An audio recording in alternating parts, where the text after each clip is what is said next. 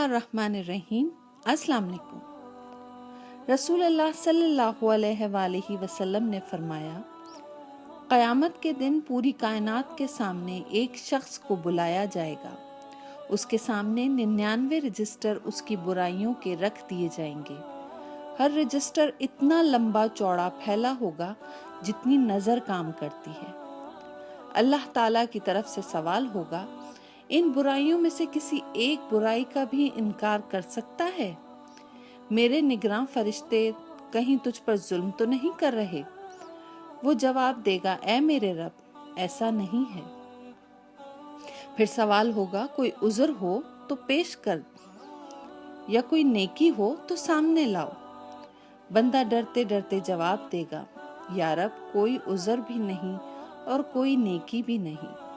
अल्लाह ताला फरमाएंगे, तेरी एक नेकी हमारे पास महफूज है, याद रख, आज तुझ पे जुल्म नहीं किया जाएगा। चुनाचे एक कागज़ का टुकड़ा निकाला जाएगा। उसमें लिखा होगा, अशहदु अल्ला इलाहा इल्लल्लाहु व अशहदु अन्ना मुहम्मदन अब्दुहु व रसूलुहु। बंदा अर्ज़ करेगा, या अल्लाह, इन बड़े बड़े गुनाहों के अंबार के सामने इस टुकड़े की क्या हैसियत है? जवाब मिलेगा, आज तुझ पर जुल्म नहीं होगा। चनाचा गुनाहों के वो बड़े बड़े रजिस्टर तराजू के एक पलड़े में रख दिए जाएंगे और कागज़ का टुकड़ा दूसरे पलड़े में रख कर वज़न किया जाएगा तो वो कलमे वाला पलड़ा भारी हो जाएगा। सुभान अल्लाह।